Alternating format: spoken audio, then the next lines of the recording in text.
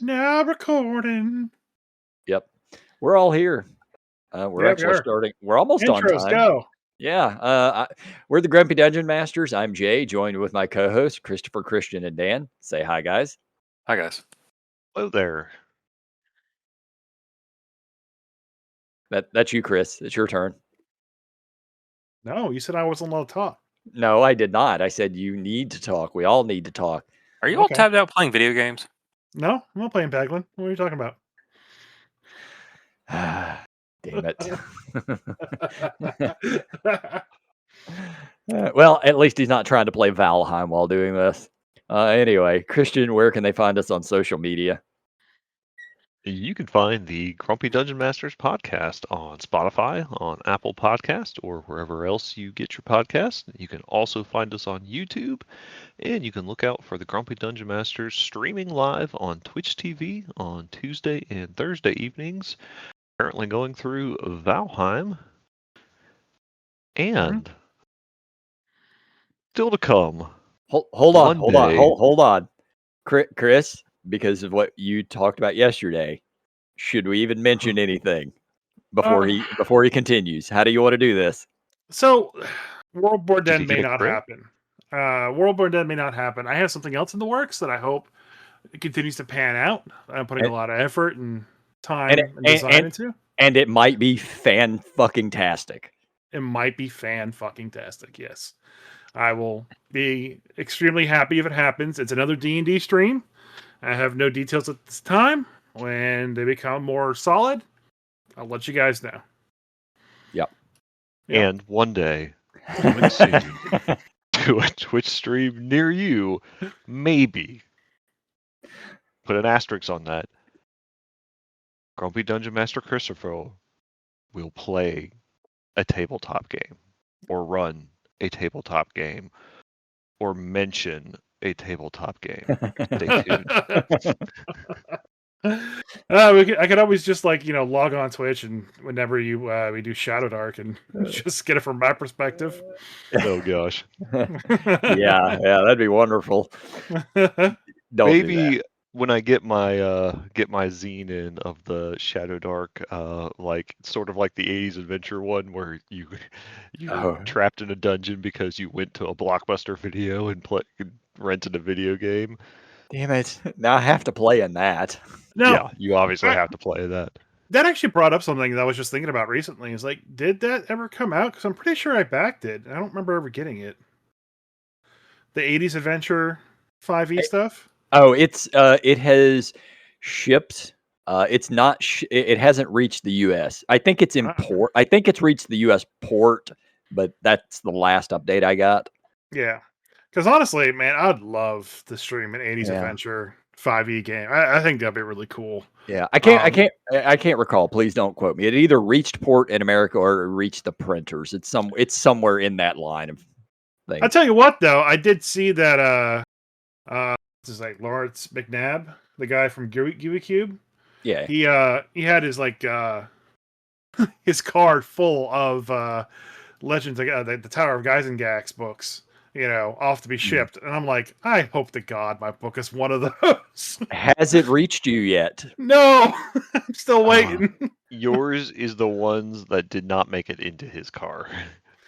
Wherever he was loading them from into his car, it's still there.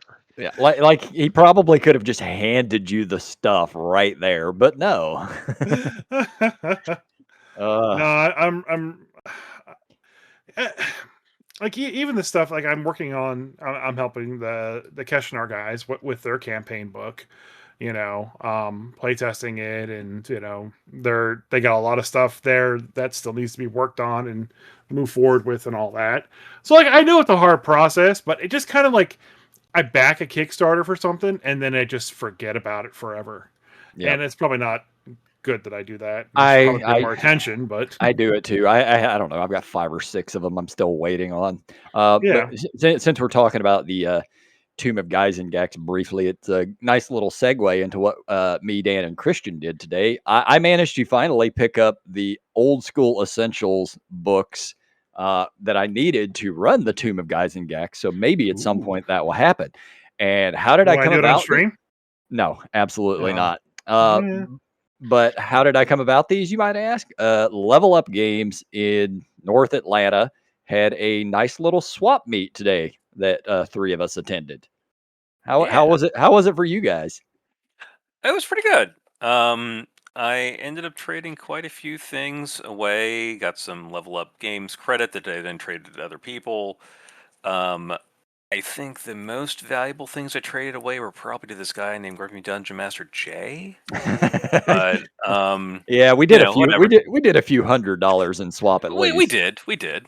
But it's stuff that you wanted and the stuff that I didn't know I wanted, but I'm interested in. Yeah. So I picked up Porch Bearer. I picked up what did I pick up over here? I picked up the Barrow Maze. Barrow Maze. Mega Dungeon, and I picked up the Maze of the Blue Medusa, which I feel like Kristian's talked about before. I have. I've read good things, and well now Dan has a copy. The map looks absolutely sick. Like in the inside cover, you have like a color coded map that looks kind of like a fire escape map that you might see in a hotel, like it's color coded by quadrant. But then if you look to the right of it, you have this fucking super metal version of the map, like with every single room intricately detailed with whatever crazy ass shit is happening in that room. So Dan, if you haven't read the beginning excerpt, you absolutely have to. And once again, it's been a little while since I've looked through it, so please don't quote me on it. But it's something along the lines of the guys who put it together. I think they like took pieces of art, like 100 pieces of art or some shit like that, and literally made a room for every single one. Like it's the whole dungeon is built off of something. Absolutely batshit crazy. I'm in love with this book already. But we traded a bunch of stuff, and we found some other people that we traded stuff to. I traded some old vampire stuff and got a bunch of DCC stuff. I hate you, by the way. Yeah, you know what? You snooze, you lose. Including Christopher Robin's Nightmare and the Blood Rose Curse, 2 level 2 DCC adventures. Yeah, so I went over there to that guy's booth because you told me he had DCC stuff, and I quickly perused through there. If I had seen that one, I would not have walked away. I would have just bought it immediately because his prices were ridiculously fair. Yeah, they were. I ended up trading him 1 book later on for, it was 12 DCC modules. Nice. And I mean, it was an $80 book I traded him. So it was expensive, but I got 12 DCC modules and like a DCC monster manual it was called Critters, Creatures, and Denizens. Yeah, I saw that one. Yeah, I flipped through it. It's dope as hell. I picked up Death Slaves of Eternity, which is a DCC module. And I love the names of these modules. Oh, I know. And then there are a couple of other books that I picked up that are not DCC but still adjacent. One of them was Crypts and Things, a sword and sorcery role-playing game. Oh, speaking of which, I picked up also a box set of Sword and Sorcery for like $25. Very nice. Which is fantastic price. But the DCC module I'm most proud of, I think, is Love Mutants of Castle Heartache. Yes. I've been and oddly, and once again, I should have paid more attention when quickly we went through because I've wanted that module for years and I don't have it. I've seen it appear on like some Facebook auctions in the past, and I was like, "What the fuck is this?" But when I looked through it, I was like, "This actually looks really great." Yeah, I mean it's DCC, it's all great. Yeah. You shut your pie hole. 5th edition. You don't even play the game. No, I have multiple times, and we haven't done anything different than what happens in 5th edition. That's all I'm saying. I'm going to make you play a wizard next time, and you're going to be at least, I don't know, 3rd level, so you have at least 2nd level spells. I hear that's a requirement. I mean, I'll make sure he has a spell that could accidentally summon him a wizard van. Fuck yeah. I mean, anyway, I get the whole like aesthetic of the Running Man stuff, but like that can happen in 5e2. It's nothing special. Anyway, but yeah, Level Up Games did a great swap meet. They do it twice a year. So if you're anywhere near the, it's what I overheard them saying whenever we were leaving. I mean, that's probably that's good enough. Like, don't know that I'll go every quarter, but it was dope. And Yeah. their new location's great. I hate that it's at the mall. It took me 20 minutes to get out of the 1 mile perimeter of the fucking mall. Yeah. But Yeah. otherwise, it was fine. More so of the parking. You had to park out and then carry everything in. You were smart and you paid for parking, and so you got a little closer, and you had hand trucks, which with all the shit you brought was necessary. That's fair. Yeah. I just want to know if you guys handed out our business card and found any new listeners that would listen to us. I had them out, but I totally forgot to actually hand them. I handed out a bunch of them, so yes, I did. I did that too. I did not, in fact, hand out business cards because I forgot those and left them here. But I did hand out stickers and I handed out bookmarks, and I told them we do a podcast. So about all you can ask for. I did, however, fail at why I went there. My goal was to clear off some shelf space get rid of some board games that I have. I sold one board game for and $5 for $5, and which I gave to you. Yeah, and then got more stuff than I went there with. Nice. So apparently, I'm not good at this thing.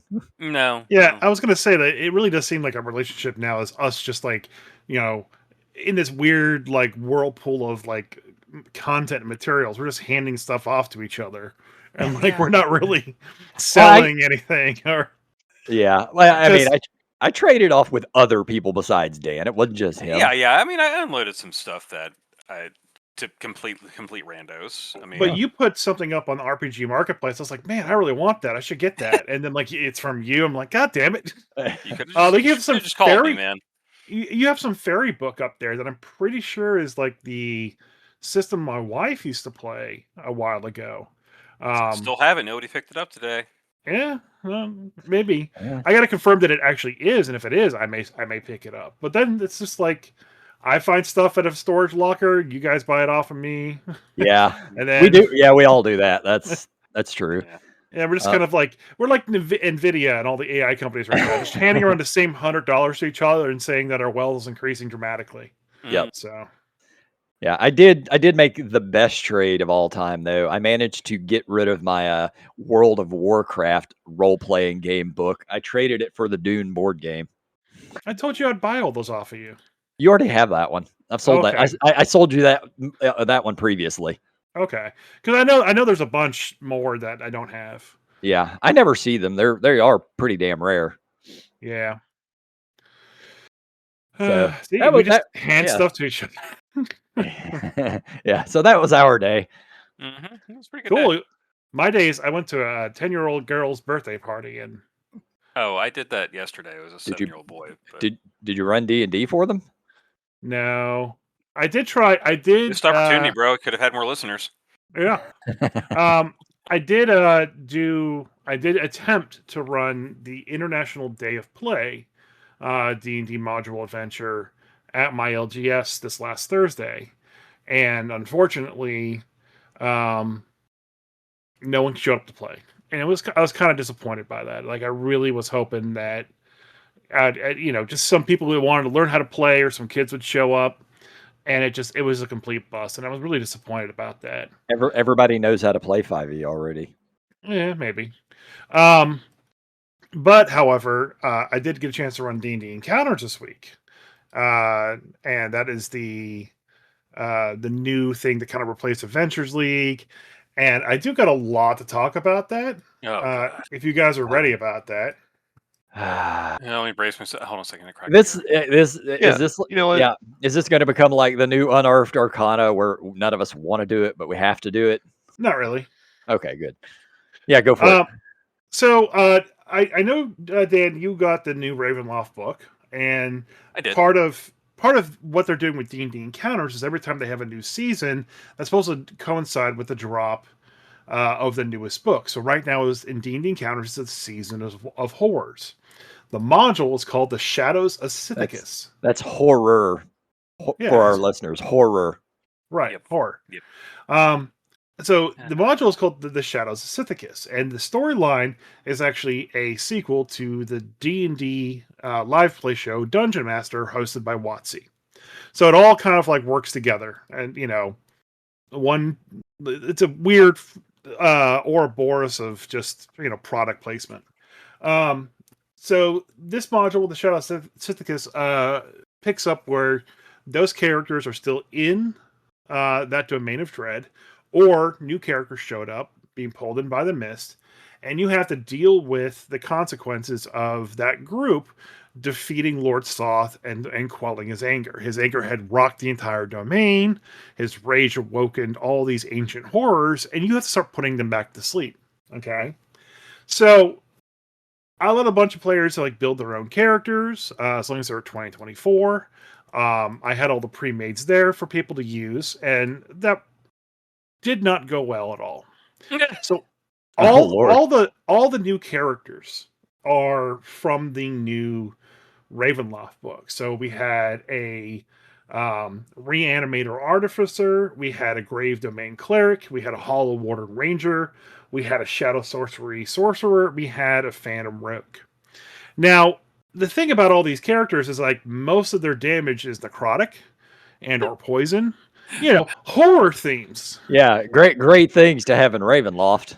And we're not in Ravenloft, we're in Sithicus. Yeah, okay, to have in the domains of dread. Sorry. Right. Yeah. And so that's exactly what happened. They're like, okay, I'm going to use poison spray against this shadow. That's cool. It has no effect. Oh, shit. Well, I'm going to have my reanimated corpse bomb via the artificer explode and take out all the gas that are fighting it. What's that? They're immune to necrotic? Oh, shit. My thing only explodes necrotic damage. So, unless you brought a custom character, you are absolutely useless. Now, not to say the players were useless, I'm just saying the character designs were useless. Mm-hmm. And then on top of that, a couple of the players realized that these pre-mates didn't even have all their abilities. Like the Hollow Warden Ranger didn't have like any fighting style assigned to it. Wow. The math was wrong. The stats were terribly chosen. Seems like an oversight there. Yeah. Like, I'm not sure if these pre-gens are the characters from the show, from the live play. But I don't know if that's their actual stats from the live play. Because, like, one of them has, like, their dump stat is their wisdom, and they're the cleric. Why? That seems a little bit wrong. So I don't know. One guy said that AI generated all the characters for them. And I was like, yeah, maybe. At this point in time, who knows? So I just found that kind of funny, and it was kind of sad actually. But I played through the module, and so they're level 3s, all right. And like I said, they get pulled into the mist, they get pulled into Sithicus, and you're immediately told to, hey, follow that trail there next to the railroad and rescue the villagers that were just kidnapped, or else you will never leave this place alive. So you follow the path next to the railroad, and you move forward. And the first adventure is called Grave Awakenings. All right. I like that already. They're telling you what it is, in that it's a railroad.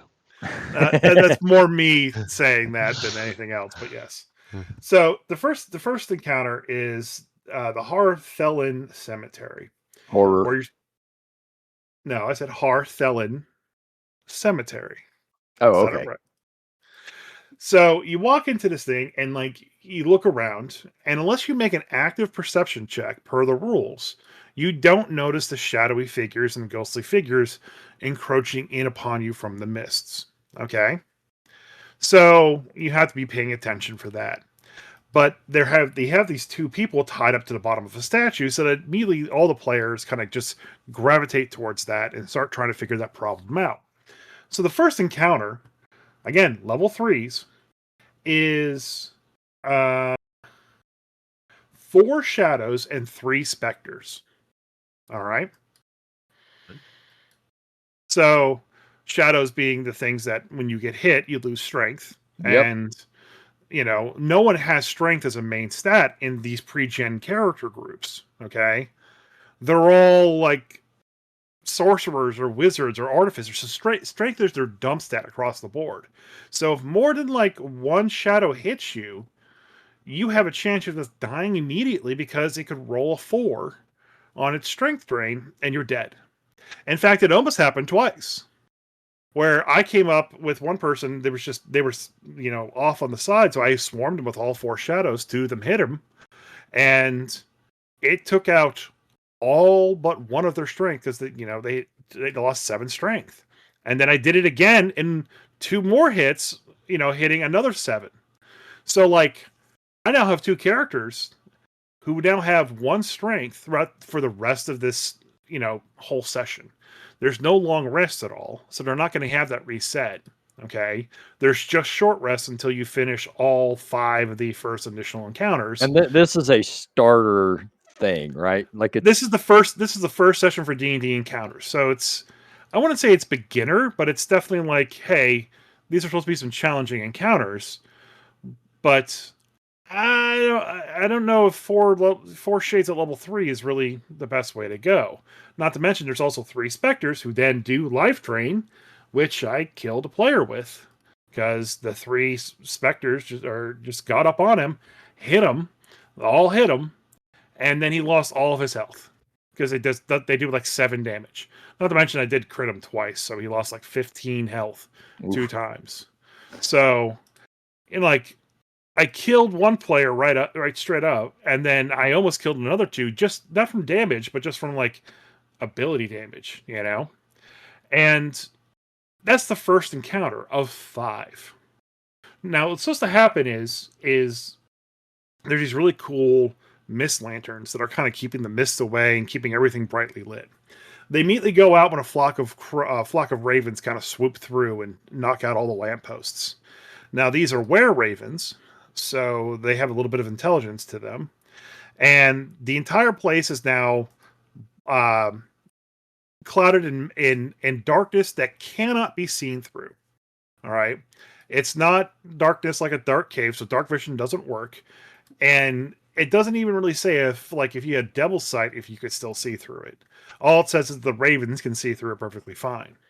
So now I have these ravens, who are actually were-ravens, attacking players that can't see them, without the knowledge that they have to light the lanterns to be able to see them at all. They're trying to light, other things.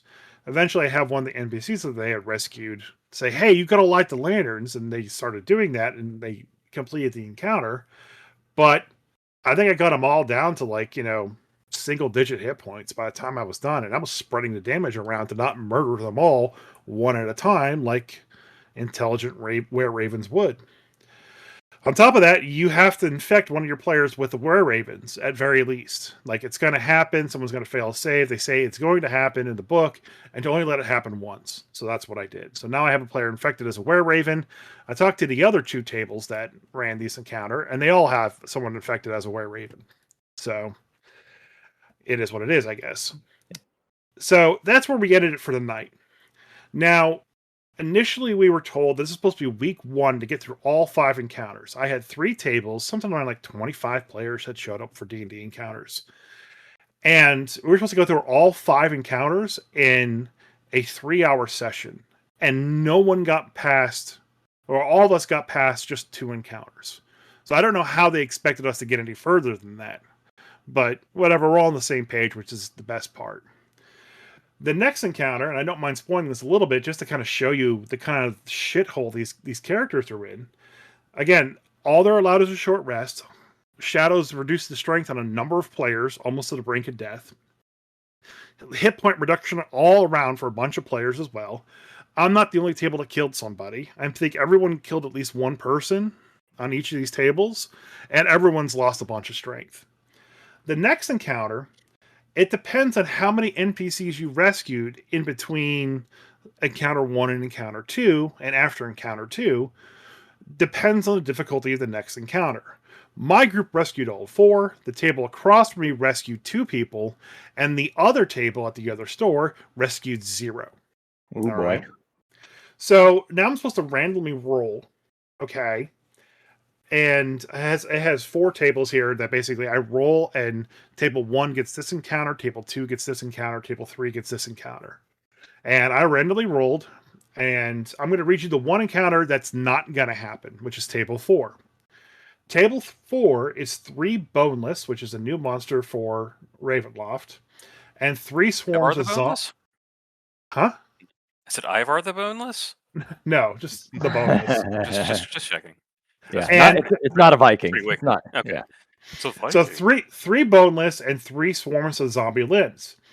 1 additional swarm of zombie limbs for every victim who died in the previous encounter at your table. All the other table encounters have something like that too. So that one table that lost 4 players, they're going to have 4 extra or something.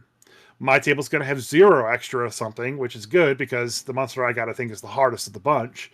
And the other table's going to have 2 extra or something. So a boneless is a new monster. It has it's like a giant skin sack. It was actually in the new Ravenloft book that came out. I don't know whether or not that author had seen this ahead of time and used it in her story, or if it's a monster from D&D's past. But basically, it's just like a skin suit that hops on top of you and abducts you, and it grapples you and just smothers you to death and then walks around your corpse. Okay? Basically, it has this bonus action, wisdom saving throw that frightens a target. And then if it does frighten a target, it can move up to its speed to attack you for free. And then its attack is smother. If it hits, you get grappled by it. You're restrained and blinded and suffocated, and you take 7 damage at the start of each of your turns. And it can smother one target at a time. And it's a pretty cool monster. Again, there's 3 of those. Okay. And the swarm of zombie limbs are just a kind of brutish monster. It's just a giant ball of zombie parts. And it's a swarm. And every time it attacks, it deals necrotic damage. And if it's bloodied and you hit it it hits you with one of its attack, you become poisoned. So yeah, the boneless is from 2nd edition D&D. Okay. I just thought it was kind of cool that it was also in the author's book that I had read about Ravenloft. So we got this boneless that's going to grapple 3 targets. Okay. And then we got this other zombie swarm that at very best is going to poison a bunch of targets. Again, no one has any strength, so that they're going to get stuck in that grapple forever until they suffocate and die. So I'm kind of glad that no one got this table, you know. It seems like if it was just been my table where I killed somebody and reduced a bunch of strength and hit points on a bunch of people, that would have been one thing. But the fact that 3 separate tables with 2 other DMs all kind of had the same situation, I don't know they're surviving this whole D&D encounter thing. There's supposed to be 4 weeks worth of content here, and we barely got through the first week. So I don't know what they are expecting, if they even play tested any of this. I like that it's hard. I like that it's rough. The players had a good time. They liked that it was hard and rough, but they're also kind of in the same boat. It's like, we're supposed to get through 5 encounters, and I just read off the first 3 because the other 2 I don't want to spoil, but yeah, they're just as rough, if not rougher, and they only get short rests. Now, granted, I guess the one caveat is these NPCs and the treasures they're finding are greater healing potions, and they're finding a lot of them. But that doesn't do anything for, hit point loss and strength reduction. They're just kind of fucked. So I guess we'll see what happens. But yeah, I don't know if it doesn't sound very balanced. But once again, I don't have it in front of me. I haven't tried to run it. I haven't tried to play it. I do feel like it's very Ravenloft, at least. It is very Ravenloft, and I like it because of that. But the other point too is like all these classes are doing necrotic or poison damage, and so all their damage that they're dealing to all these monsters is at least halved, or just completely non-existent. Yeah, Yeah, so it seems like the pre-mades are the problem, and not necessarily the module. Yeah, that's possible. But yeah, it's just kind of crazy. But I do like the fact that they gave us a bunch of the maps and stuff like that for free. I was looking at the one of the extra things that they came out with the Ravenloft book was Ravenloft map pack. And the map that we got handles week 1 and week 2. The map pack has both the week 1 and week 2 maps, as well as all the other maps for all the other subsequent weeks. So I already bought the map pack ahead of time, so I thought that was really cool that the map pack had all the maps I'm going to need to run all of the D&D encounters. And I believe it also has some of the maps are reused for the actual Ravenloft book, because it's, not only is it a book and player options and all the domains of Dreb, it's also half an anthology book as well too. Mm-hmm. I'm not sure how I feel about that. I kind of want to ask Dan what his thoughts were on that. Anthology book about Ravenloft? Yes, the new book. Well, I mean, I what I did like about it, what little I've actually looked through it, is that the table of contents clearly points out where each of the different adventures are by level. Yeah. And they actually have a full list of adventures from level 2 to 16, which I was actually kind of surprised by. What I wasn't surprised by was, just the rehashing of subclasses that should have appeared in the PHB anyway, or because these are just things from 5e that they just updated for 5.5. Just yawn, boring. Same thing with Dampier, Hexblood, Reborn. I think Lupin's new.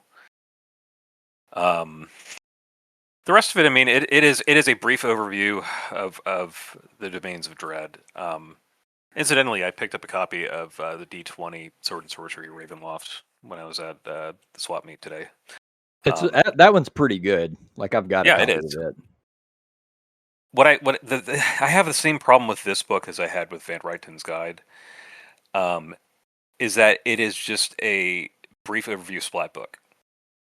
Like, you get just enough information about each domain and their lord to not know shit about them.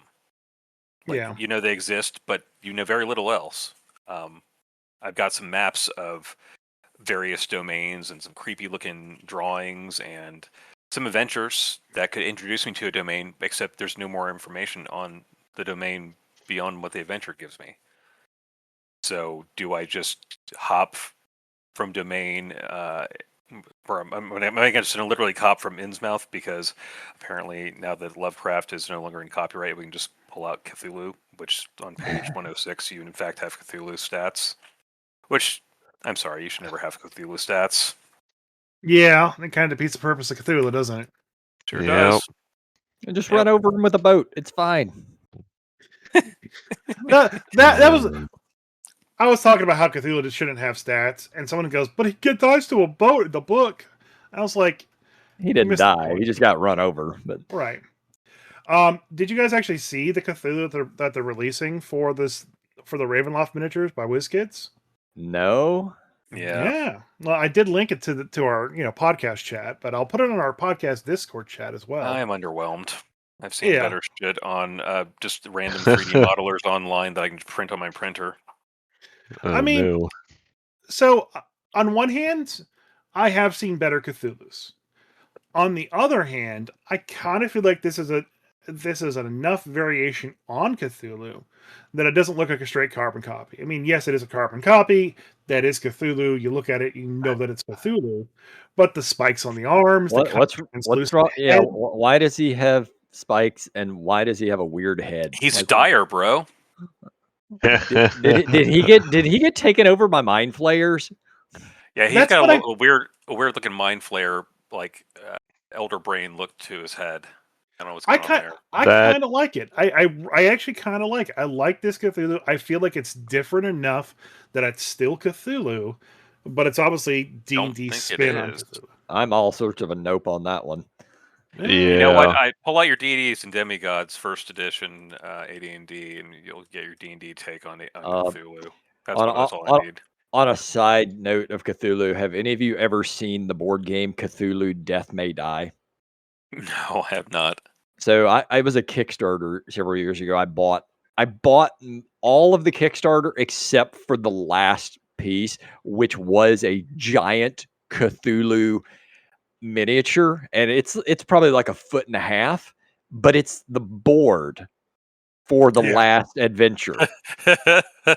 You play on Cthulhu. And that's what I'm talking about right there. I couldn't back it. It was like 175 extra bucks for that. I was like, I can't do that. But it's amazing. It's amazing. Just look it up. The only problem I have with this Cthulhu model is I don't think it's big enough. Kind of almost like what you said, Jay, with the actual board itself is the Cthulhu. And I remember seeing that one years ago, and it is fucking awesome.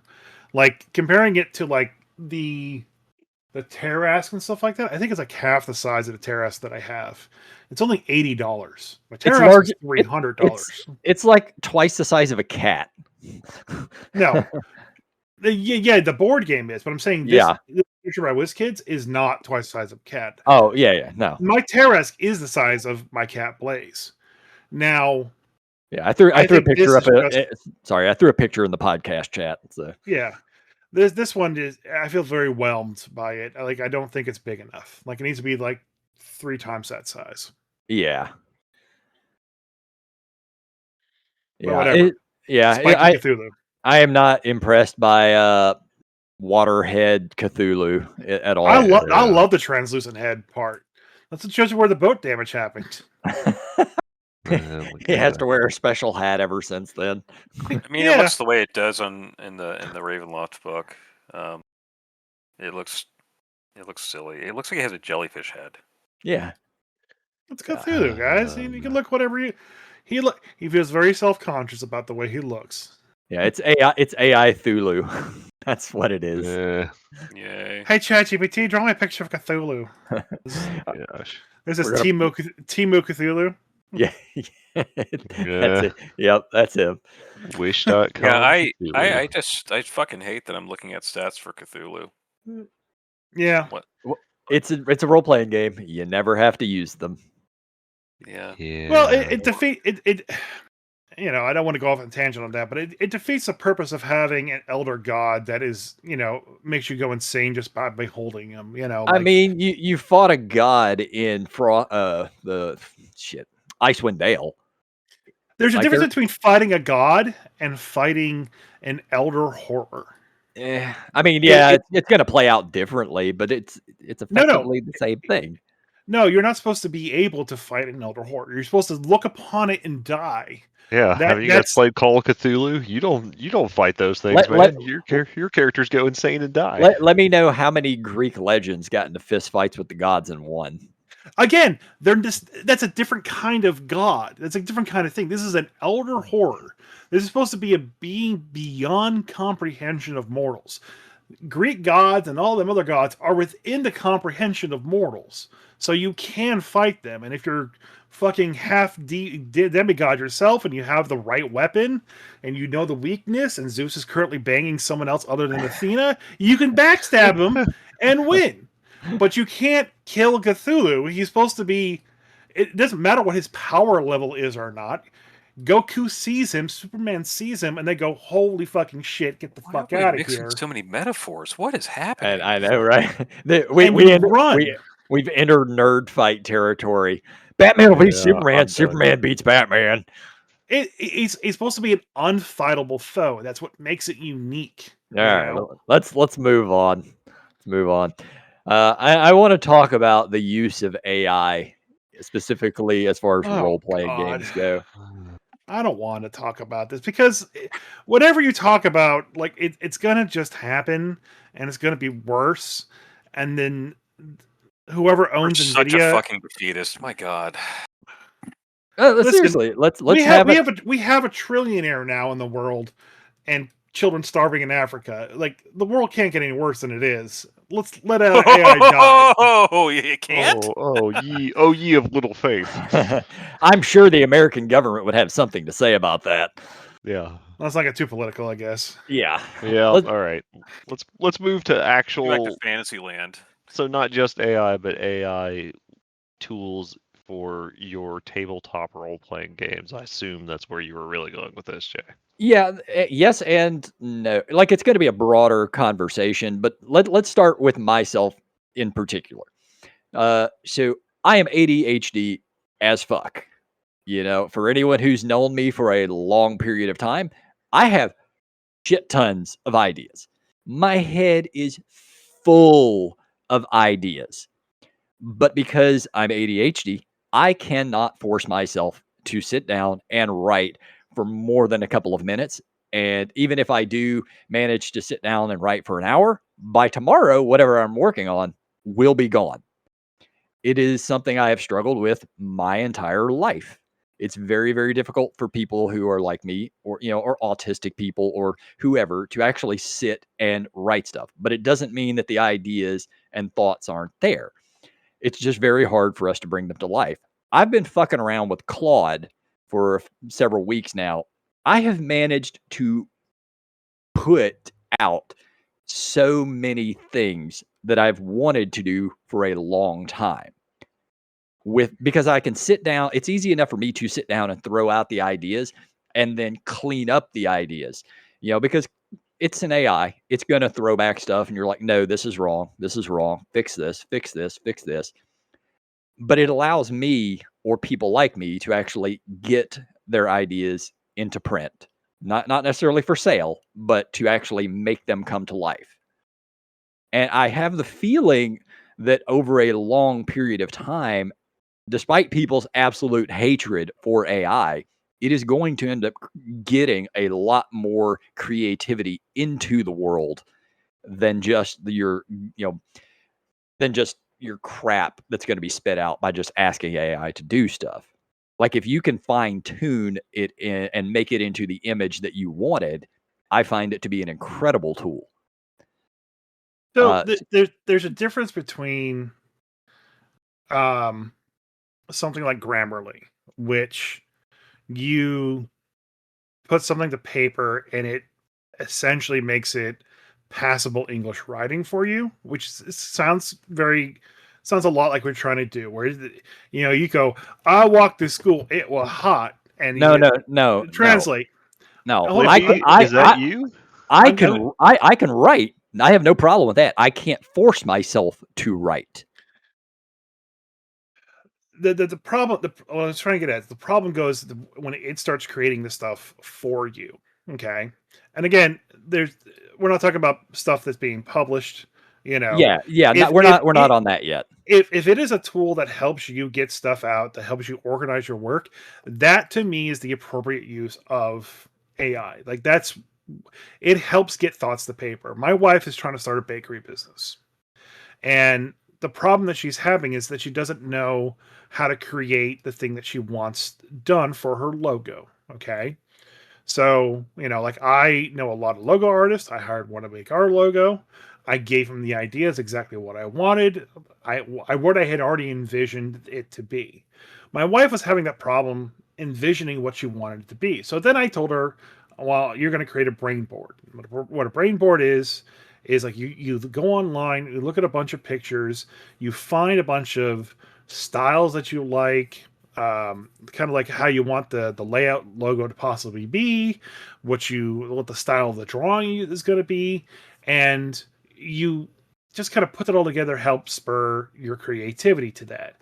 And if you're still faulting on that, throw it into a chat prompt, have it generate an image for you, basically what you're trying to describe, and see if that comes out for you, because you're just creating a reference for an artist to take over and do an official logo. Yeah. So if it's there to help you get things out on paper to then turn around and create something off of it, if it's creating the base, if you're using it to check your language and grammar check for you, like that is perfectly fine.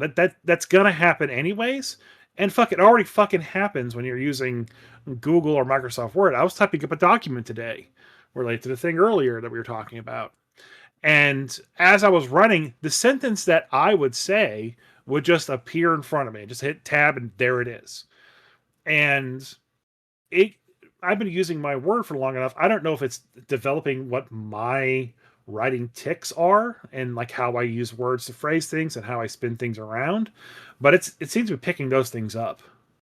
Okay, so like I like to use the phrase "as well as" a lot.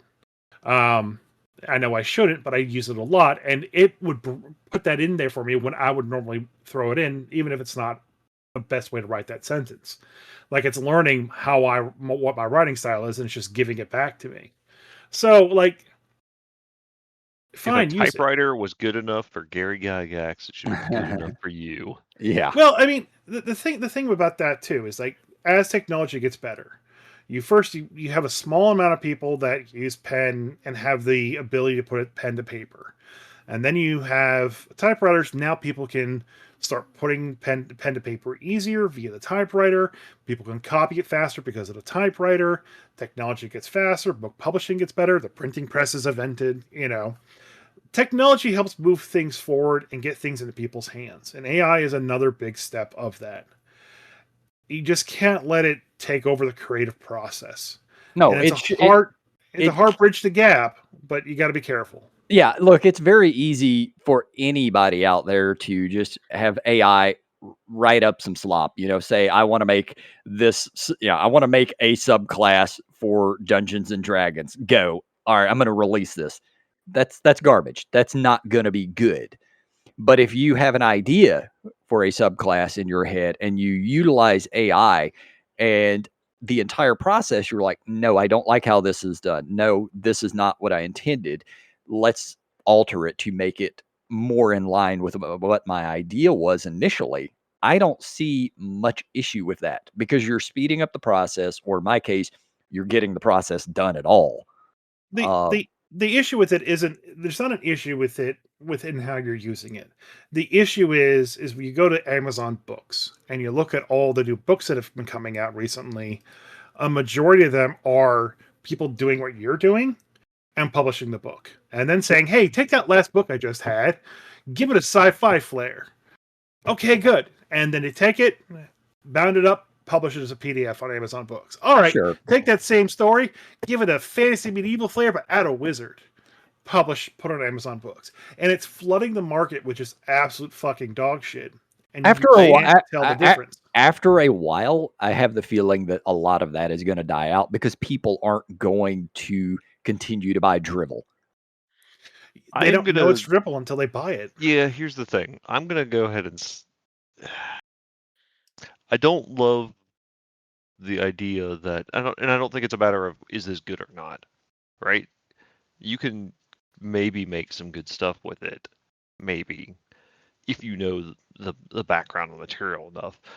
But there's a big difference in being somebody that is an author that sits down at their typewriter or word processor or whatever they use and writes stuff on their own, and then somebody that says, I have ideas, but I don't know how to write, and calling themselves an author because they got AI to write it, even if they had some neat ideas. Mm-hmm. It's not the same thing. It is not. No. So yeah, I probably should have led with this as well. I am a firm believer in, I definitely utilize AI. I've utilized it a lot lately, but there are certain things that should never utilize AI. Like if we tried to put a zine together, I wouldn't even consider thinking about using AI because that's not the point of a zine. There are certain role-playing games, Pirate Borg, DCC, like those things are meant to be sort of handcrafted. Anything like that would be released out to the public, out to the world, should be done the way God intended, without the utilization of AI, other than maybe checking for spelling errors or something of that nature.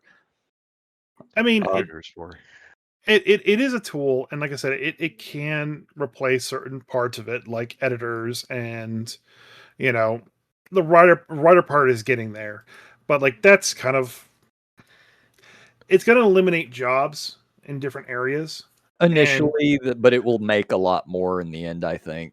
I don't think so. I do.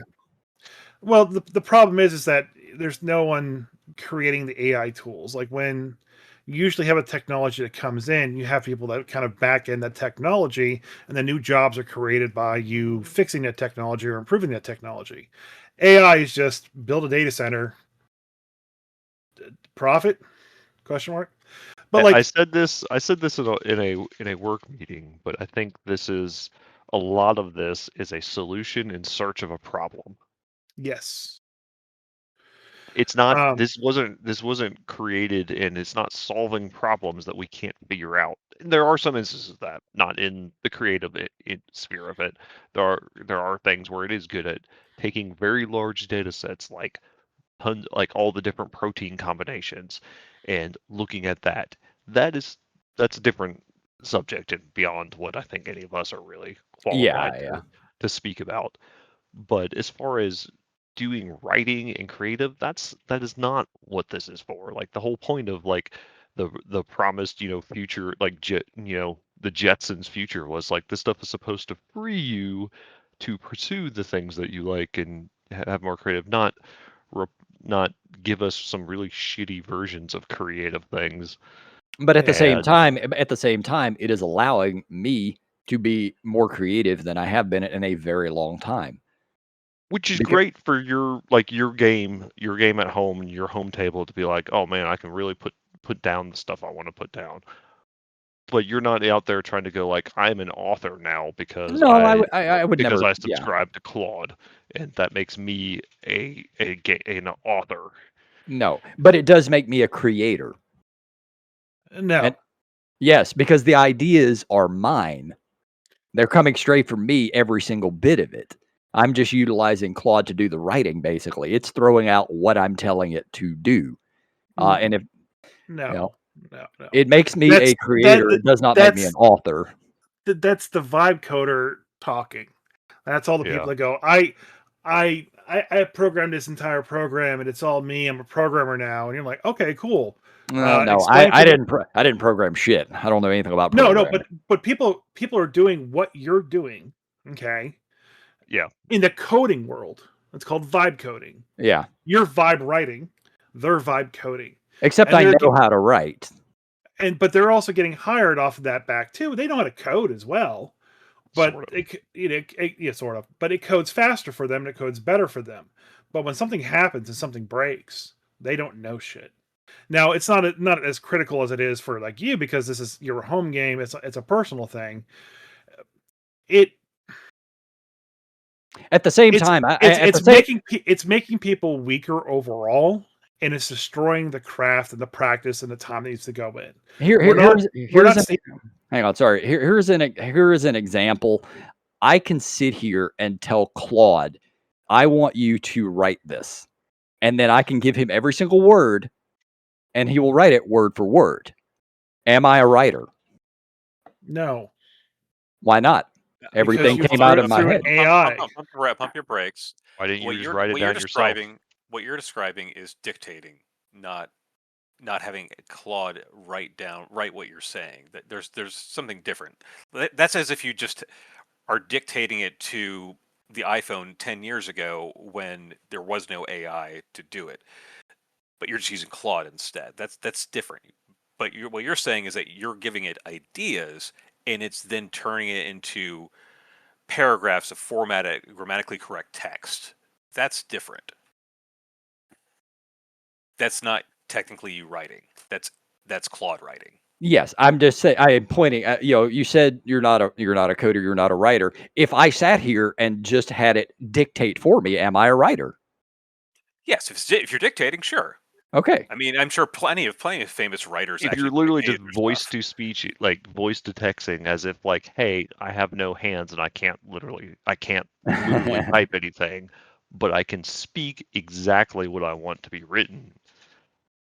That's different than I am giving it ideas and I'm letting it do the actual writing, and I'm just the kind of the idea man. That's where you. Yeah, I mean, I would consider Stephen Hawking a writer, though he never actually wrote anything. Yeah, that's fair. So let's go even a little bit weirder too. If I needed a list of 100 names, okay, and I went to Fantasy Name Generator and I got my 100 names, or I went to Claude and asked it for 100 names, what's the difference between the two? Claude's scraping a bunch of other people's work. There you go. So. Okay, hold on. So if you go to a fantasy name generator, where did those names come from?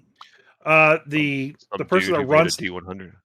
The person that ran the website created Okay, them so and so put them so online. so at that Well, the point, person you who ran the website didn't create them. Typically, there's actually a bibliography on those websites because I've used those for years too. Yeah. It's typically baby books for those different countries. okay, so you're taking ideas from somebody else's ideas. Well, not all of them were that, but there are. I It's expanded to that now. I mean, it boils down to there are no new ideas. There's only rehashed ideas. Every Right. idea, even if they're on Claude, they came from somebody else. Every book, everything you throw into your D&D game came from somebody else's ideas. And now you get to the college thing where at least they cited their work. Claude does not. Yeah, okay. That a lot of Yep. people don't cite. I mean, look, how many people have written D&D stuff that didn't cite, their inspiration from Gary Gygax or from, Frank Herbert or like, I mean, you take inspiration from everything around you. You see it a lot more now. Like you look at the Keshnar book, it's all over that. You look at what was the one we were looking at earlier that had was it Daggerheart? They list the exact sources of where they got their ideas, you do, their rules from. Yeah, you see it a lot more these days. And so even Gygax did. That's what Appendix N is. Yeah, I mean, but he really did, and even Tolkien did. So it's not that it's the ease of what Claude does or anything like that at all. It's really hard to explain. It's like it's taking the humanity out of the process, and when you take the humanity and the soul out of the process, it's taking the workload out of the process. No, it's not about. It's taking the craft. There is a skill into being able to go from idea to actual writing in iteration. That takes some effort and skill and luck and craft and learned time spent putting into that of how do I become a good writer? How do I edit an idea? How do I get it to sound the way I want it to sound using the words? And I'm glad AI is there helping people with disability get a little bit further as well too. Yeah, I'm 50 years old. I've had a lifetime of learning that craft on these ideas, and it's not like I haven't written shit. I've been writing it. I wrote handmade campaigns for decades, so it's not like I don't know how to do that. Right, but this but is it's allowing also me to do it without a lot less effort. But it's also the drive, the desire, the willpower to get that to paper, to eventually get it to other people who can help you put it all together and publish it. Like, I hate to go back to Keshnar, I go back to Dave Haddon. That man has, in my experience, he's a wild man. an inhuman amount of just will to basically just create the thing and find the people to get it, through the cheese grater and out the other side the right way. And like, that's part of the process. And thank the gods for those kind of people. But I'm not one of them. Like I've struggled my whole fucking life not being able to put pen to paper. And that's okay. So now I don't have to. I can actually do shit without it. And I have the feeling, because I know a lot of ADD people. I know a lot of them. And I have the feeling that this kind of thing over the next few years is going to be a blessing for them. Yeah, and I hope personal stuff.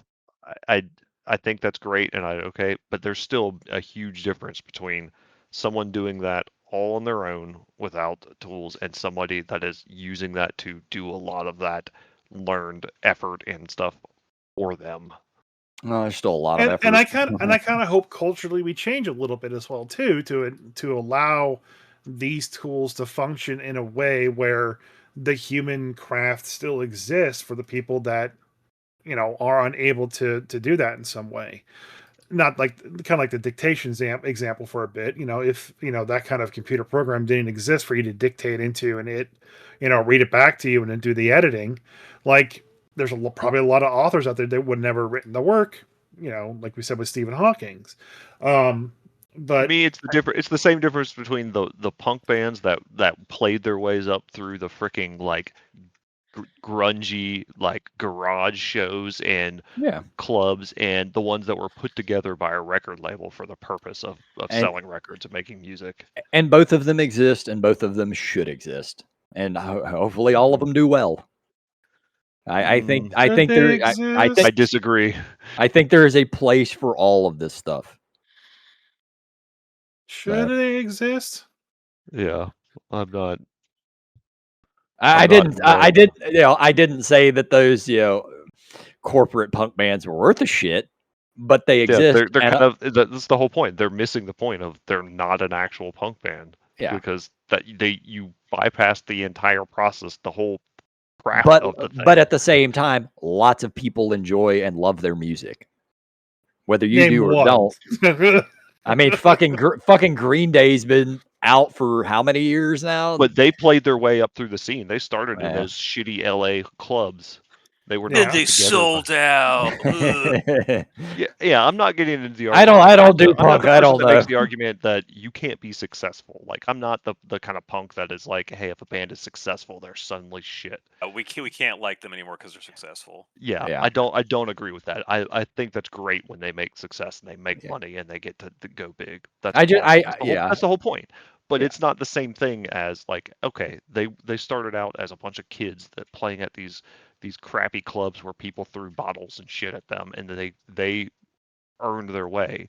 It's very different. Like that's part of the whole punk rock thing is like, this is against the system. You can't be in the corporate system created by it and then call yourself a punk band. You miss the whole spirit of it. Let me pump the brakes on that. I'm going to use wrestling as an analogy because that's what I actually know. There are the wrestlers who came up through the indies, scraped by making $100 a week if they're lucky, and doing that for a decade before they started making real money.